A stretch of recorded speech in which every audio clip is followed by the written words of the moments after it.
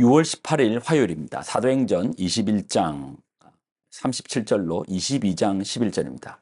바울을 데리고 영내로 들어가려 할 그때에 바울이 천부장에게 이르되 내가 당신에게 말할 수 있느냐 이르되 내가 헬라 말을 아느냐 그러면 내가 이전에 소요를 일으켜 자객 4,000명을 거느리고 광야로 가던 애굽인이 아니냐.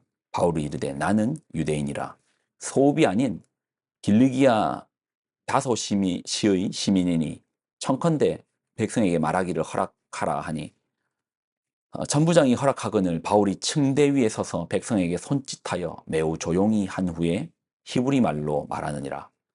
부형들아 내가 지금 여러분 앞에서 변명하는 말을 들으라. 그들이 그가 히브리 말로 말함을 듣고 더욱 조용한지라. 이에 이르되 나는 유대인으로 길리기아 다소에서 낳고 이성에서 자라 가말리엘의 문화에서 우리 조상들의 율법에 엄한 교훈을 받았고 오늘 너희 모든 사람처럼 하나님께 대하여 열심히 있는 자라. 내가 이 도를 박해하여 사람을 죽이기까지 하고 남녀를 결박하여 옥에 넘겼더니 이에 대제사장과 모든 장로들이 내 증인이라. 또 내가 그들에게서 다메섹 형제들에게 가는 공문을 받아 가지고 거기 있는 자들도 결박하여 예루살렘으로 끌어다가 형벌받게 하려고 가더니 가는 중 다메섹에 가까이 갔을 때에 오정쯤 되어 호련히 하늘로부터 큰 빛이 나를 둘러 비치매 내가 땅에 엎드려져 들으니 소리 있어 이르되 사울아 사울아 내가 왜 나를 박해하느냐 하시거늘 내가 대답하되 주님 누구시니까 하니 이르시되 나는 내가 박해하는 나사렛 예수라 하시더라. 나와 함께 있는 사람들이 빛은 보면서도 나에게 말씀하시는 이의 소리는 듣지 못하더라.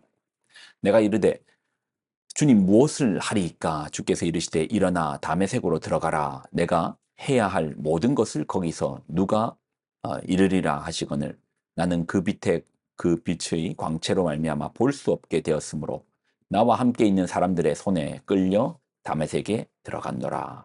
아멘. 기도하겠습니다. 하나님 주시는 말씀을 붙들고 나아갑니다. 이 말씀 속에 있는 지혜를 통하여서 우리가 누군가를 오해하고 또 이것이 분쟁이 되는 그런 일들이 사전에 막아지는 그런 지혜 있는 삶을 허락하여 주옵소서. 영광을 드립니다. 예수님의 이름으로 기도드립나이다. 아멘. 바울이 예루살렘에 도착했습니다. 예상대로 이제 바울의 출현은 소동이 되는 거예요. 이전부터도 바울이 나타나면 유대인들 가운데 소동이 있을 것이다 라고 성령께서도 말씀하셨고 예언자들도 말씀하였습니다. 정말 그대로 소동이 일어나는 겁니다. 그날의 소동은 제법 컸습니다. 28절을 보면 외치되 이스라엘 사람들아 도우라. 이 사람은 각처에서 우리 백성과 율법과 이곳을 비방하여 모든 사람을 가르치는 그 자인데 또 헬라인을 데리고 성전에 들어가서 그 거룩한 곳을 더럽혔다 하니. 그날의 소동에 군대가 파견되어서 이 소동을 막을 정도로 큰 규모의 소동이 일어나는데 이 소동의 이유가 이렇습니다. 소동이 났던 이유가요. 사실 바울 역시도 율법을 존중하고 지키는 자임을 보이기 위해서 결례 예식을 진행하려 지금 예루살렘 성전에 들어간 겁니다. 더 큰 분쟁을 만들기 위해서 성전에 들어간 것이 아니고 나 역시도 율법을 존중한다. 그리고 결례 예식을 존중한다. 결코 모세의 율법을 방해하는 자도 아니고 할례를 부정하는 자도 아님을 대한 분명한 의도를 가지고 접근한 겁니다. 그렇게 성전에 들어간 것입니다. 근데 바울의 의도와는 전혀 다르게 누군가가 외치는 거예요. 율법을 비방하고 할례를 금지한 바울이 성전에 이 대목입니다. 이방인을 데리고 들어가 성전을 더럽혔다. 성전을 보면 이방인들이 갈 수 있는 이방인들의 뜰이 있고요. 그 더 깊은 곳으로는 갈 수 없습니다. 근데 바울은요, 이방인의 뜰도 고사하고 성전 안으로 이방인을 데리고 들어가지 않았습니다. 명백한 오해거든요. 정말 명백한 오해예요. 바울이 밖에서, 이제 성전 밖에서 이방인 누군가와 만났던 시간은 있습니다. 근데 그들이 생각할 때, 저 봐라. 이방인을 데리고 들어간 거, 나온 거라고 착각하는 거예요. 바울은 그렇게 행동하지 않았는데 하나의 현상을 바라보고 오해한 거예요. 지금 밖에서 만나고 있는데 사람들 생각에는 저 봐라, 바울이 우리 율법을 무시하더니 이제는 거룩한 성전에 이방인들을 데려갔다가 나오고 있어? 이방인을 데리고 들어가지 않았거든요. 명백한 오해인데 이 오해로 말미암아 소동이 일어났고 이 소동 앞에서 군대까지도 출동하여서 이 소동을 막지 않고서는 그 분쟁이 그쳐지지 않을 정도의 이 소동인 거예요. 이 소동이 어디서부터 출발했죠? 누군가가 명백한 오해로 말미암아 외친 한마디잖아요. 바울이 이방인들을 성전에 데리고 들어가서 우리의 성전을 더럽히고 있다. 분명히 오해인데 이것은 누군가에게 선포함으로써, 전파함으로써, 드러냄으로써 큰 분쟁거리로 만들고 있습니다. 네. 이 오해가 불러일으키는 파장이 군대까지도 출동했다니까요. 네. 여러분, 오해가요, 파장을 일으키는데, 네. 이게 가끔 교회에서도 이런 문제가 생기거든요. 그럴 때는 양쪽 얘기를 이제 다 들어보려고 하고요. 성급하게 판단 내리지 않으려고 합니다. 그럴 때 보면 대체로 이제 오해가 많더라고요. 다 들어보면 오해가 많아요. 교회에 그렇게 나쁜 사람이 어디 있겠습니까? 그래서 좀 안타깝죠. 그런 의도로 말한 게 아닌데 듣는 이의 마음의 상태에 따라서 때로는 같은 말도요 다르게 들려요. 그래서 이제 오해한 사람도 비난하기 어려운 것이 그분의 마음에는, 그분의 귀에는 그렇게 들린 거예요. 그러니 왜 너 오해했어 하고 함부로 말하기도 쉽지 않는 게 나는 그렇게 들었다라는 거예요. 여기서 나누고 싶은 것은 우리는요 오해할 수 있어요. 우리는 하나님이 아니잖아요. 우리는 어떤 사실에 대해서 명백하게 알 수 없잖아요. 또 우리의 감정에, 요동치는 감정에 따라서, 마음의 상태에 따라서 같은 것을 바라봐도 왜곡되게 보일 수 있잖아요.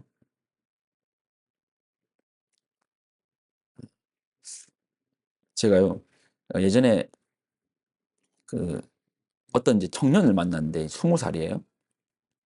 근데 이 청년이 어 바 고등학생 때마다 부모님이 뭐 인도고 캐나다고 일본이고 다른 나라에 그냥 보내고 한 달간 살다가 오라고 하는 거예요. 물론 이제 뭐 여비도 알아봐 주고 이렇게 하겠지만 이 아직 어린 아이를 한 달간 살게끔 해 주는 겁니다. 다른 나라를 여러 개끔 경험하게끔. 근데 저는 그 부모가 참 대단하고 그 친구가 부럽더라고요. 그래서 누군가한테 "야, 누군가는 자녀를 키우는데 어 아니 인제 고등학생 때부터 뭐 일본이고 방학 때마다 한 달씩 뭐 일본이고 뭐 호주고 또 때로는 인도고 유럽이고 보내 가지고 애가 혼자서 자생할 수 있도록 그렇게 보내더라."